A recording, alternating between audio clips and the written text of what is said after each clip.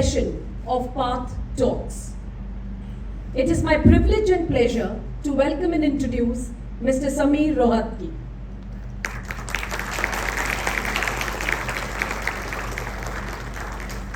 Mr. Rohatgi is the Audit and Assurance Partner with Deloitte Haskins Sells LLP.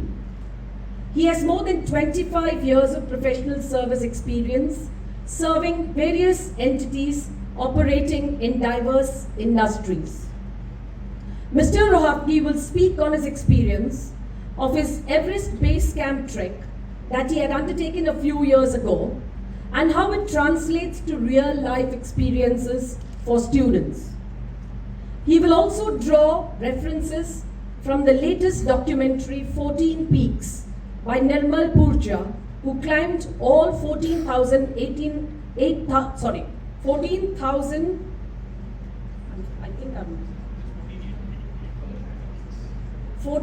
8,000 meter peaks in 6 months and 6 days. On behalf of the Pathways Learning community, I once again extend a very warm welcome to you, sir. Now, without further ado, put your hands together to welcome Mr. Rohatgi. Hi, good morning. So, it's a privileged opportunity for me to address all the students here. And I think what I have is really, I thought a lot and pondered over it in terms of what is it that I'm going to speak. So a couple of years back, 3 years back in March 2018, I had taken a track to the base camp at Mount Everest. So I just thought it would be a great idea to share some of the learnings and some of the experience of the track with everyone here. And I don't know how many of you are trackers in this hall, but really I think what I'll try and do in the next 45 minutes or so is try and share some of the experiences and then draw some of the learnings from that track with you. There is also a very interesting movie which has just been released on tracking, which is 14 Peaks, Nothing is Impossible. So this movie is about Nirmal Purja. He is a Nepali mountain climber, and he climbed all the 14 8,000 meter peaks which are located only in 3 countries, which is Nepal, Pakistan and China, over a period of 6 months and 6 days. So what I did was also I try and draw some references from Nirmal Purja's movie and share with each of you. And just to share with you, prior to this, I think it took more than 7 years for mountaineers across the globe to climb all these 14 8,000 meter peaks in one go. In fact, there are very few climbers who have done all of it. But Nirmal Purja was able to do it with his conviction, with his resilience, with his determination over a period of only 6 months and 6 days. So I think just to start with, basically, if you guys haven't watched this movie, 14 Peaks, Nothing is Impossible, immediately after the session, do go and watch it. So I think without further ado, I think what I did was to start the session. I think the way we'll play it around is, I have a very small, nearly 75 minutes video, which I'm going to play to start with. And then I think I'm going to do some conversations, some slides, very few, 3-4 slides, where I'm going to dwell upon for 14-15 minutes. And then I think we will open it for question and answers. Feel free to ask me anything about this. And I think before I do that, also I think it's important that I do introduce myself as well. So I think my name is Sameer Rohati. I'm an Audit and Assurance Partner with Deloitte. So Deloitte is globally a $59 billion company located across each and every country across the globe. And we do breadth and length of services such as audit, tax, M&A, restructuring, due diligence, so on and so forth. Our global CEO, in fact, also is an Indian. I think he was brought up in Haryana. I think his name is Puneet Ranjan. So that's really another fact I want to share with all the students in the group. So can we just play this video? I mean, this is really a video which I shot, I think, when I did this track to the base camp at Mount Everest. So we can start with the video. Yeah. And I think I can come closer to the students actually.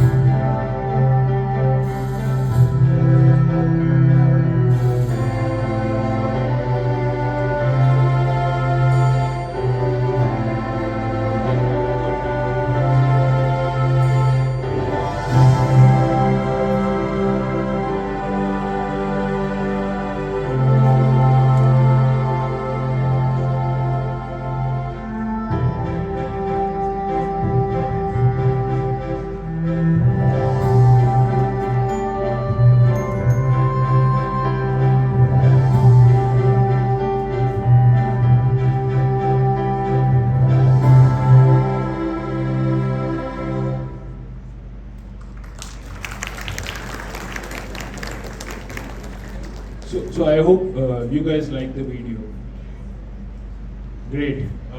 So I think, is there anybody here in the room who has done the track here?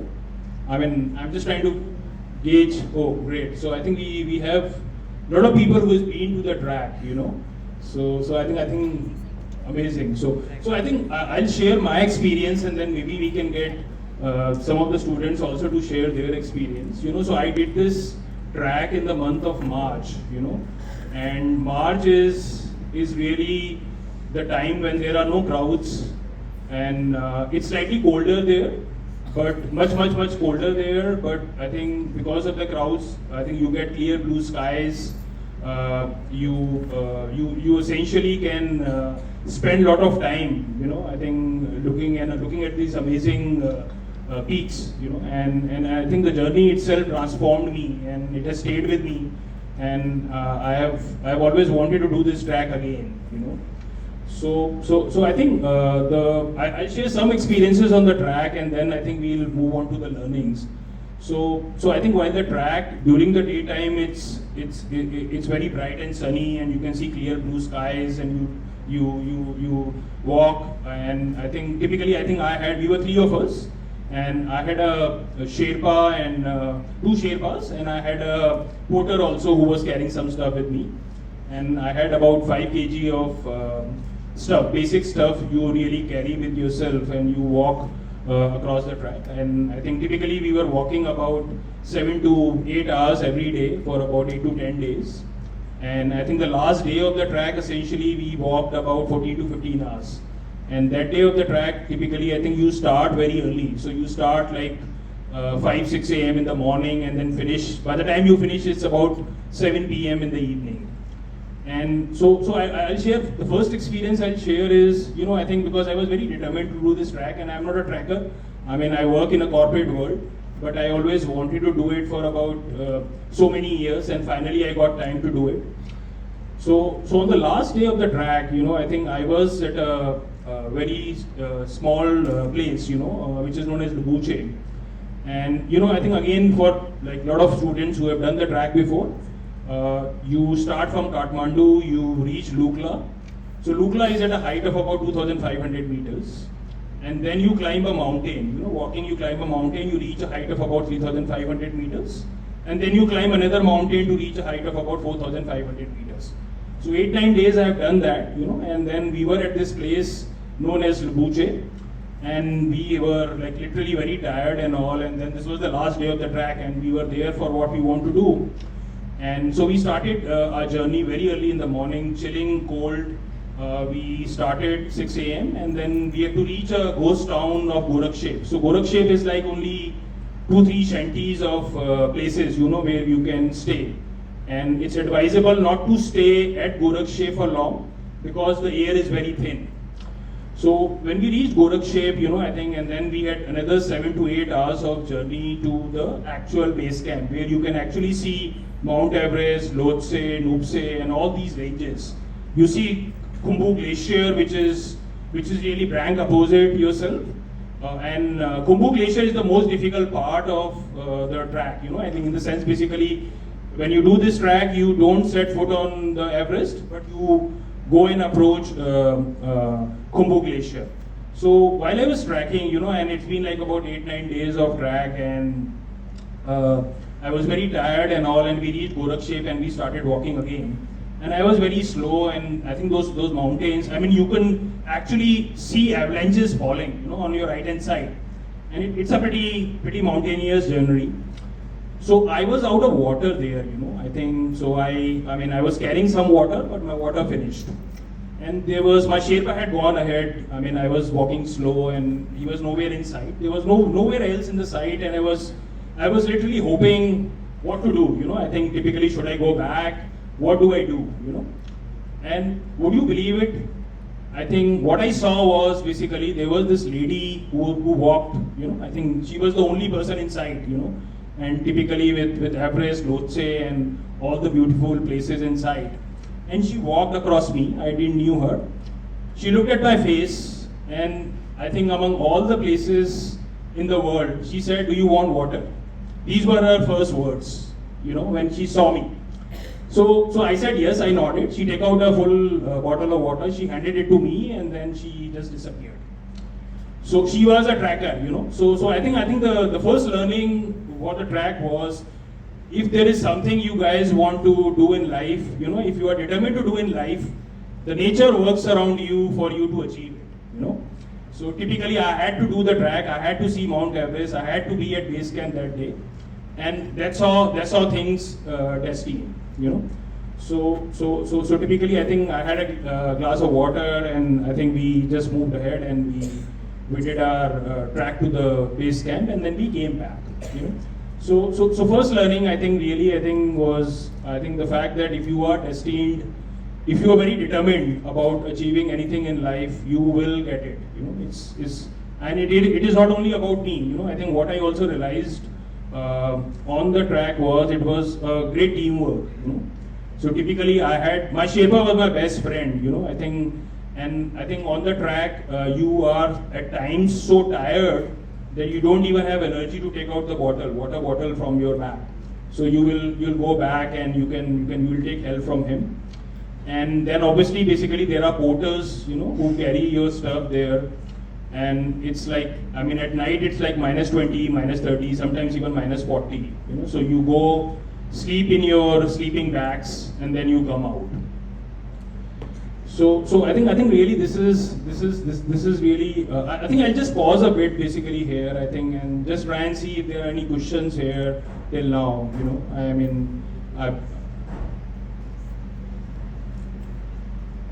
Anyone who has anything to ask at this point? Yes, please. So, Speak up now. so you were traveling around with your Sherpa, right? So, did you get really important or an important part of your entire journey? Can someone give him a mic? If there is a mic here.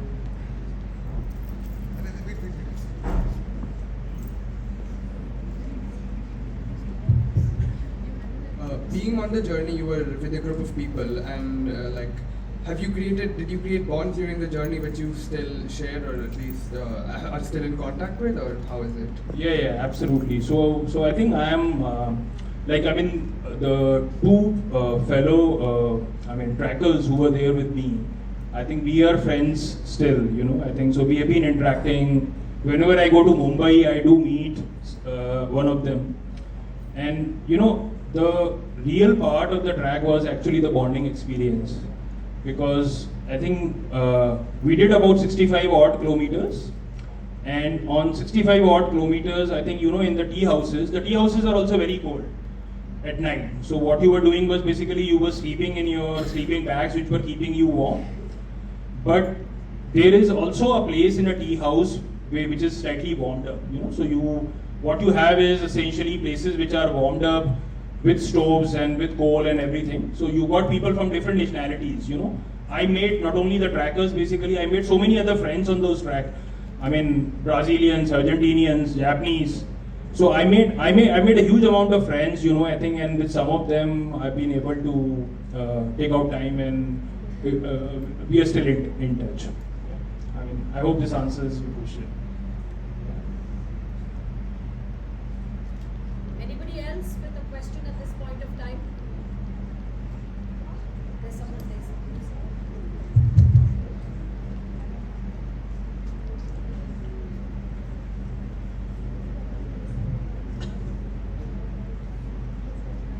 Did anyone get injured? No, you know, so I think it's a fairly, you don't need to be a mountaineer to do this track, okay? So, I mean, the only preparation I did was I bought a pair of snow-free tracking shoes, and I walked in it for about 5 kilometers for about 30 days. So really that was the only preparation I had done, and I have not been a tracker in my life. And this is supposed to be a difficult track. And so I think to answer your questions, no, I think it's a fairly safe track. I mean, as long as you are fit and healthy, you can easily do this track. Hi sir, I have a question. So thank you for being here with us today. I wanted to ask you that you said that you've been in the corporate world. So what exactly inspired you to do this trek? So, you know, I think I was like, when I was a student, you know, I mean, this has been my sort of, I wanted to achieve, this was one of my bucket list, you know. And I've been planning this for many years, putting this off for many years. So one fine day, I think I just got to my EA and told her to book my tickets. And really, I think, I mean, I'm glad I did that journey, and I'm planning to do that again. You know? But really, I think from an inspiration, basically, I think there were a lot of good learnings which came out. You know, I mean, the biggest learning for me was really about being developing a sense of gratitude for what you have in life.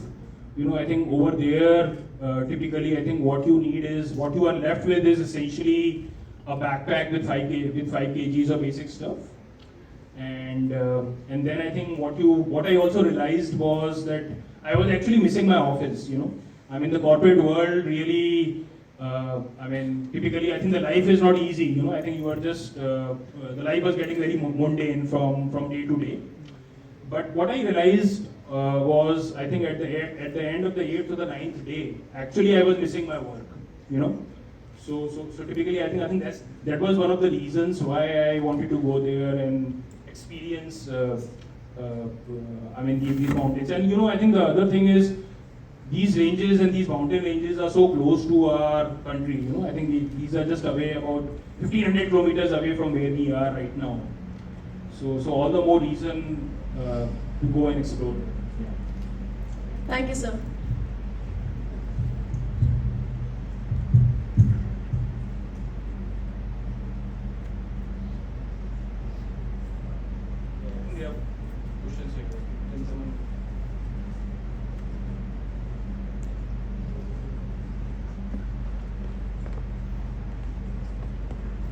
Yes, hello. I think I'm just adding on to the last speaker. So since you were doing this base camp, I'm pretty sure it was extremely challenging, but I wanted to know, like, what was the most challenging thing about the trek, and how did you sort of overcome that challenge? So, you know, I think in the mountains, I think the most important thing is the weather. So I think when the weather is good, I think there is really no challenge. But I think it was essentially when I was climbing one of the peaks, I think I was moving, let's say, from about 3,000 meters to about 4,000 meters, the weather turned inclement. Suddenly it started raining, the winds got bad. So you know, I think there typically is really what you do is you just keep one foot ahead of another. You know, you slow yourself down and you let the weather improve, you know, and then essentially you go ahead and do it. So I think to answer your question, I think if I were to translate it to a real life world, I mean, not all days are the same. You know, I think what you do, what you're trying to achieve in your life, is really based upon lot of other factors, typically, which may or which may not work. So I think from that perspective, really, I think it was like, I mean, the weather is the most important element, on the mountains. So if the weather is good, basically, I think you will have a good day. If the weather is bad, you'll have a bad day. But I think you need to let the bad day pass, so for the good day to come. Yes. Yes, you've talked about how you would want to revisit that trek again. But after looking back and reflecting on your first trek, is there something you would have done differently if you had the chance to go there again? Yeah. So I didn't, I think when I did this track, actually, I didn't share it. I shared it with my family very late that I'm going to do this track. So I think I realized if you do it with people who are of the like mind, then you enjoy it more, because it gets really very lonely after 8 days, 9 days, 10 days walking. So maybe if I were to do it differently, I'll do it with friends and maybe with my daughter. Sir, I wanted to ask you, have you ever met Nirmal Purja in person or know him personally? So I think I have not met Nirmal Purja, but I think in the sense, basically, some of the people with whom he climbs, basically, I have met him. I think so. Nirmal, again, I think, as I said, is like a teamwork. So he has got a lot of people who work with him. They have a complete team of people. And I think the reason why Nirmal climbed all the 8,000 meter peaks was also because it was a teamwork. So I met some of them. I haven't met Nirmal. So there are a lot of hiking groups. I would like to know which group you went with. So I went with Trip 360. So this is part of Fox and Kings. And but I think there are many groups essentially who can take you to the track. But I think it's important to plan well for the track. I think in the sense of trying to find out basically about their credence, and what really helps in the tracking groups is basically the presence of local people. So I think if you've got local people doing the track with you, basically they will be able to guide you and do it. What was the size of your group? So we were only 3 people. I think, as I said, I did it in a period where generally the crowds were not there. I wanted to do it, and my work also permitted to do it only in the month of March. So I did it. I think it was from about 3rd till about 12th of March. It's a great time to be because there are no rains. It doesn't snows there, though it's slightly bit colder. But you get amazing views. Thank you.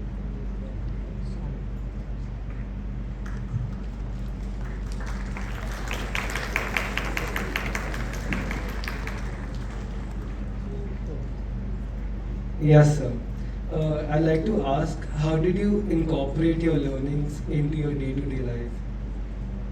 Yeah, I think great question. So I think I think a lot of learnings for me. I think the most important learning was basically to be very grateful for what you have. So, and I think also the fact that nothing is permanent in life. So things will change, and how do you react to that change is important. Plus, I think the importance of teamwork, the importance of being determined, the importance of planning, and then the most important is basically it all starts and ends with you. I firmly believe that unless and until you start, you're not going to finish. So if I had not planned that track, basically, I think I would not have finished it. So I think it's important. Whatever is your mind, basically, and whatever you want to do. The can-do attitude. Is very important. So those were some of the key learnings. How long did each trek last, like each day? How long did you track for each day? So, out of total of about 12 to 13 days, we tracked about, I would say the total distance of the track is about 65 kilometers. Okay. So we were tracking about nearly 5 to 6 kilometers, which was taking us nearly 6 to 7 hours every day. And also, there are 2 acclimatization days. So as I said, when you reach Lukla again is, I think the beauty of Lukla is basically is the 10th most dangerous airport in the world. You know, I think one of the videos, the screen which I showed you, I think typically if the plane doesn't stop and the plane doesn't really also have any security features, it can go bang into the mountains. So I think from Lukla, it's about 2,500 meters to 3,500 meters. There are 2 acclimatization days.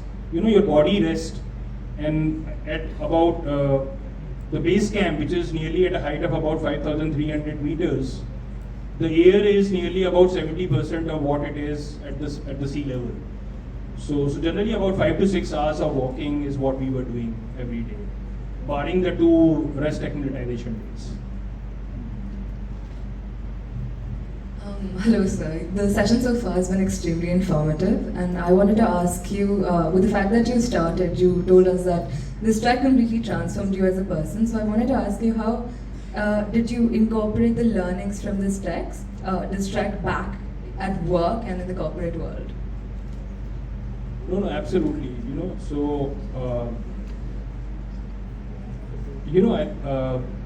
so I think whenever I share this experience with people with whom I work with, and I think we are a fairly large team, I think it does arouse a lot of questions like here, you know, and a lot of excitement, and so I think the biggest learning is really about, as I said, you know, I think just to recap, I think the first is about being grateful for what you have, and the second is basically about the vision, about the can-do attitude, determined effort, you know, and making a start. Then the other thing also is, you know, I think when you succeed, you know, I think it's not only about your success. So I think in the corporate world, I think typically what I've realized is basically you got to make your teams also successful.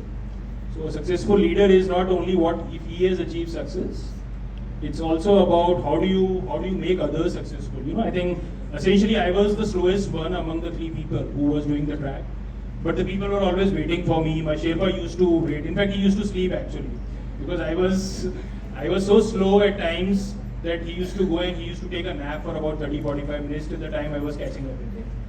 So I think that's really what I also learned, that it's not only about me to succeed. What is equally important is for making the people who work for you also succeed.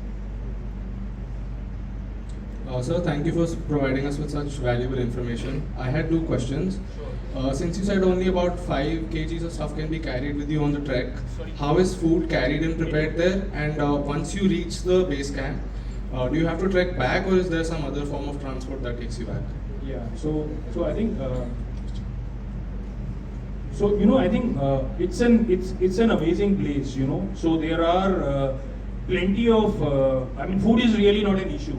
Okay, so whether really, I think what you get there is dal bhat, and you get a lot of good food, you know, I think, and there are a lot of places, not only the tea houses serve good food, a lot of places on the track you stop for lunch. So I think the food, water, I think what I really enjoyed there was Tang. So Tang is like a hot water, you know, I think, and during those cold days, essentially that is what I really enjoyed. And I think the second part of your question, I think to come back, I think there is no other way back. You have to again walk back. You know, I think that's the difficult part, because you have achieved your goal.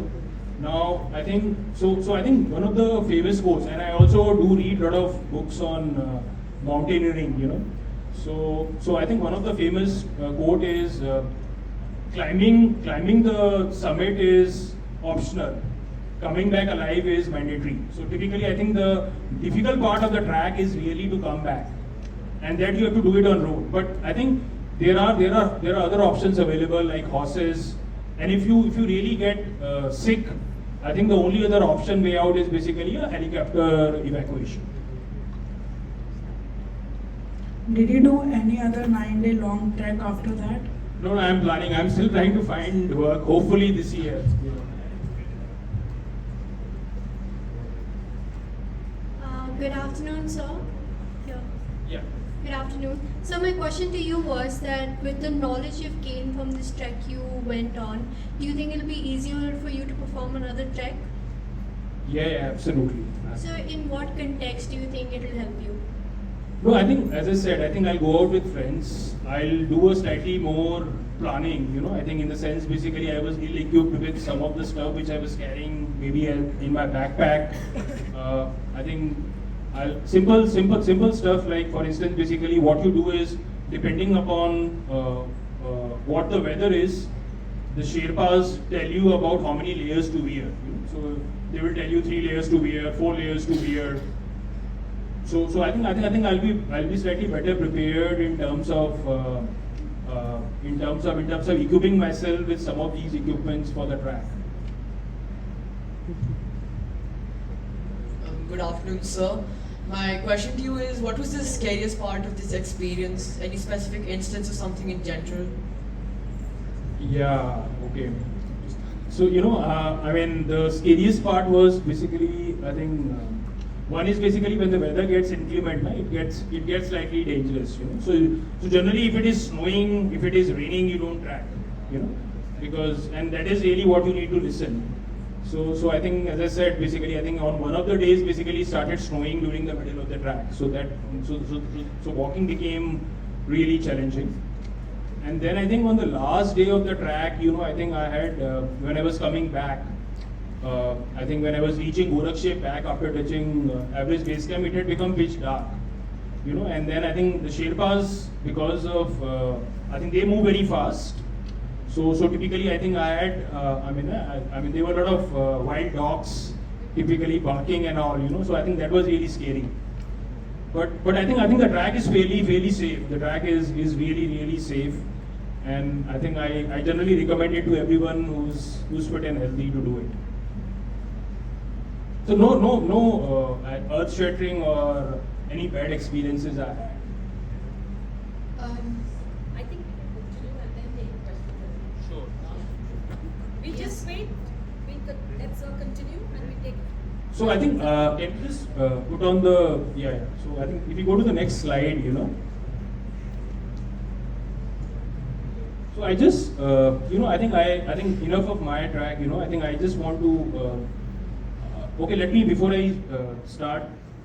How many of students here have seen this movie 14 Weeks? Okay, quite a few. So I think what I thought was basically, I think again try and just do a recap on this movie and try and do some learnings typically for me, and I can share it with the students here. So I think one Nirmal, I think there were a lot of firsts which in this movie which Nirmal Purja achieved. So when I think prior to Nirmal, somebody who had climbed all the 8,000 meters peaks, I think he had taken about 7 years and all. People had taken 10 years, 12 years, all great mountaineers had taken, but this guy said that I'll do it within a period of 7 months. So when he did that, everybody said it is impossible. So what he did, the first thing he did was, he named his project as Project Possible, And then I think I think he obviously was training. I think typically, again, as I said, basically he was determined to achieve it. And in fact, he mortgaged his house to raise funds for this track, to encounter the entire team and so on and so forth, basically, so that he can achieve his goal. What Nirmal did was some amazing feats, I think when he climbed all these 14 8,000 meter peaks, he climbed 2 mountains. If any one of you some of you have done this track, I think this is Everest, this is Lhotse. So the Everest and Lhotse are adjoining, bordering. And generally, I think he climbed both the summit of Everest and the summit of Mount Lhotse in one day. And as I said, basically, I think what happens is basically the weather is the most important part of trekking or mountaineering. So when he was trying to attempt to climb Kanchenjunga, he had a window of only 1 day. Generally, typically, I think when you climb all the peaks, you go to a camp 1, you come back, you acclimatize your body. You go to camp 2, you come back. You go to camp 3, you come back, so that the body get acclimatized. And to climb any 8,000 meter peak, generally it takes about 40 to 45 days. But Nirmal Purja, because there was only 1 day window available with him, he climbed it from the base camp to the summit in 1 day. So this is what he did. Then K2 is considered to be a very dangerous mountain to climb among mountaineers, you know. So he climbed, I mean in summers also people hate to climb K2, but Nirmal Purja climbed K2 in winters. So I think the reason why he was able to do it, you know, I think if you want to move to the next slide please.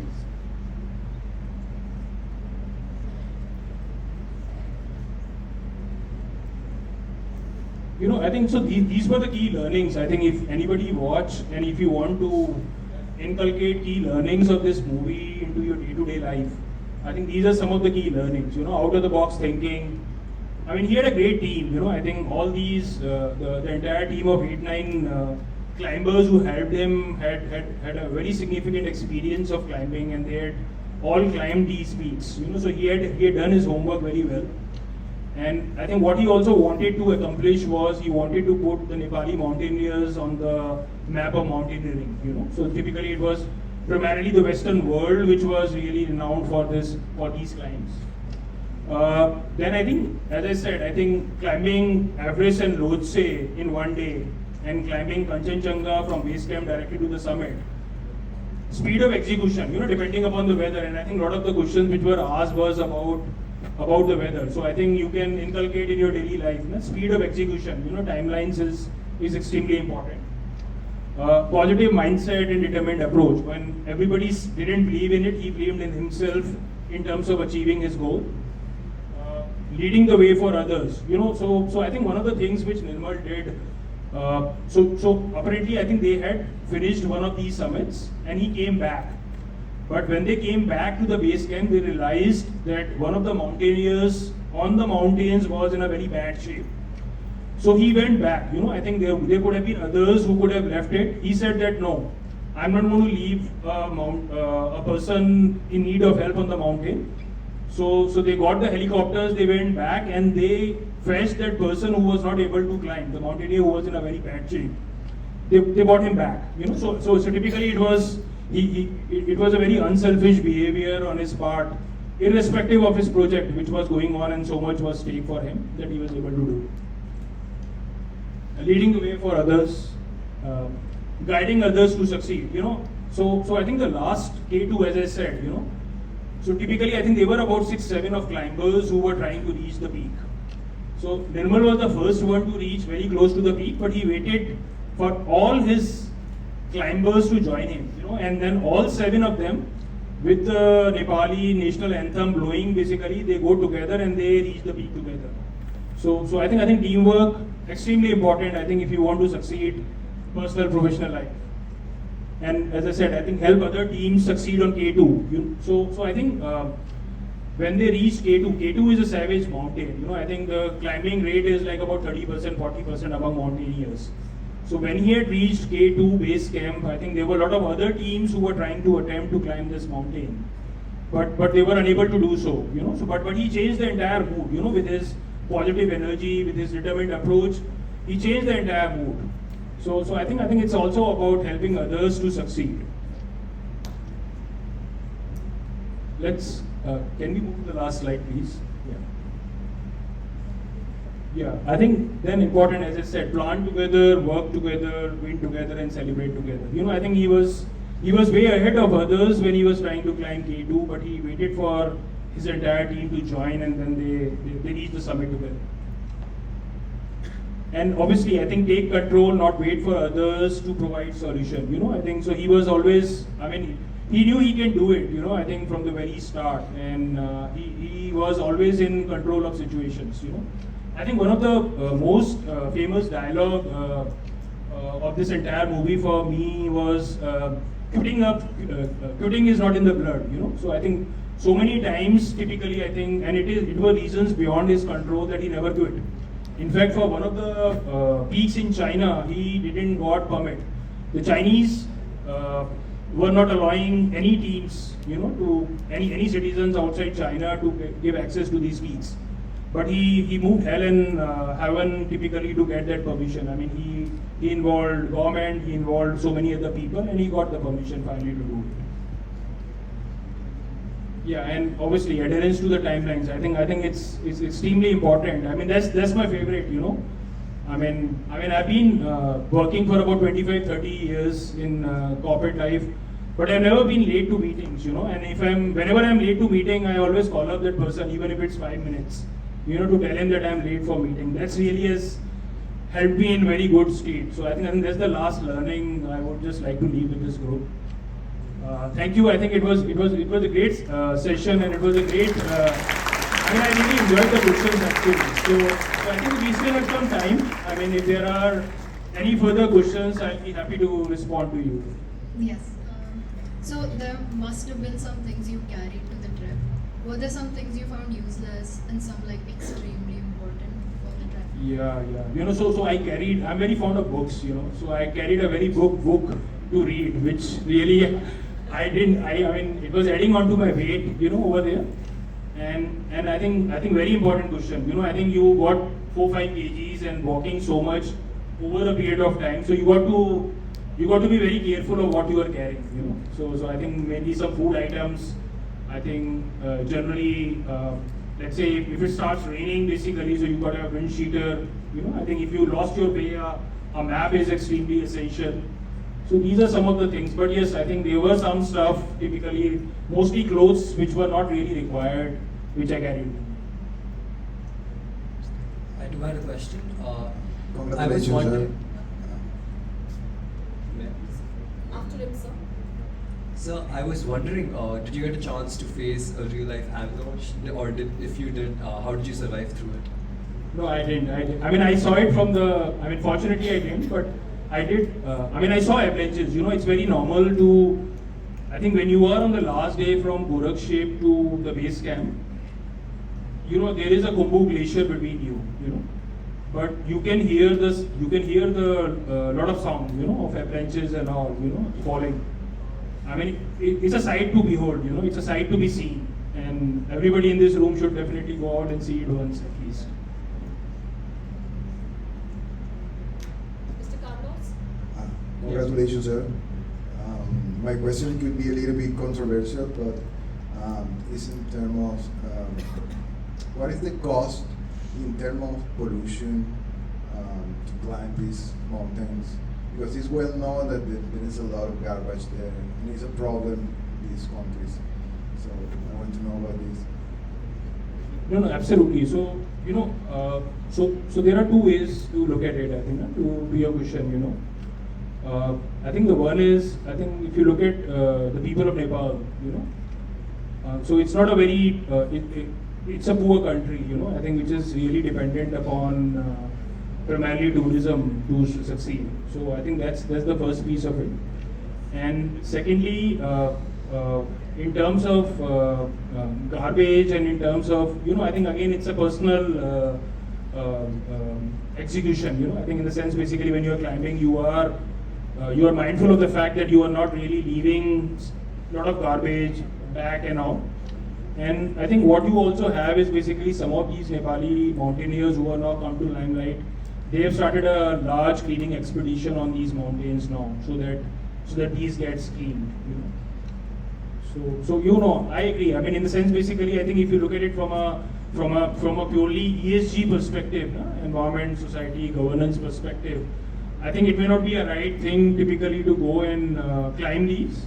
But then I think that's the way the entire the country's economy is dependent upon. Does it answer your question? Yeah?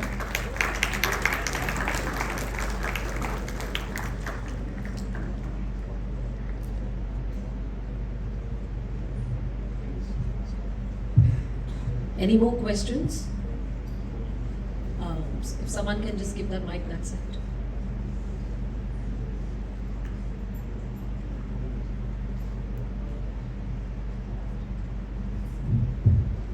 Yeah, my question is, how much did you have to plan before going on these? Yeah, lot of planning. I think at least about. So planning is everything, So I think about 3 months of planning at least. I think the most important in terms of planning is basically trying to find out a good weather window. I think what is a good weather window where you go, because that will determine your success on the track. So trying to find out, do your own research. What I also did was basically I did spoke to some of the people who had taken the track. So they provided me a lot of good practical guidance, which was really useful. So I think about 3 months of planning.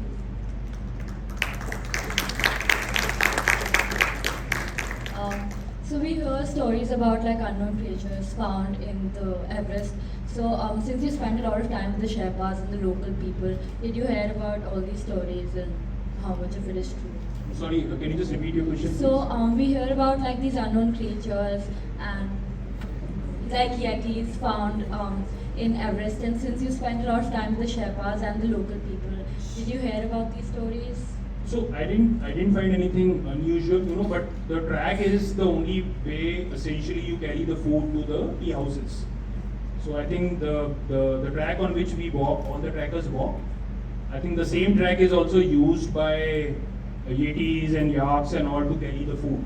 So I think those are plenty, I think typically they have a right of way.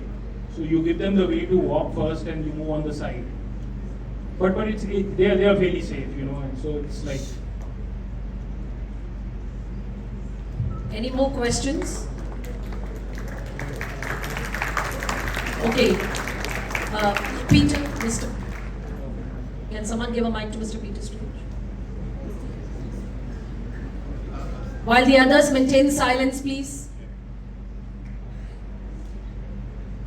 Sorry, I just clarified that girl's question. I think there was a misunderstanding. She was talking about the Yeti, this mythical creature which is also known as the abominable snowman. Did you come across that? No. Fortunately, no. Yeah. Okay. Okay, if there are no more questions, can we please put our hands together once again for Mr. Rohatgi? Thank you. May I request Ms. Mehta, our school director, to please come forward.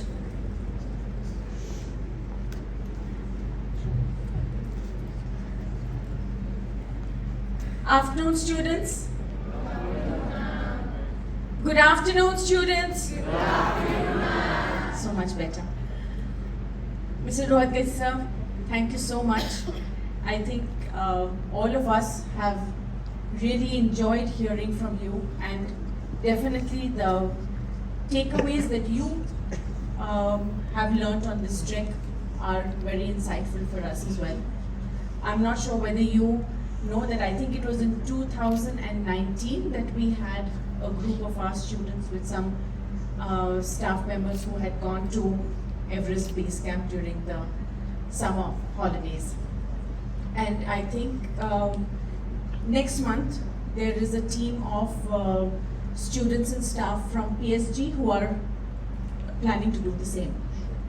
And hopefully we will have more of our students taking up such adventurous treks, and maybe even going a little further than just the base camp.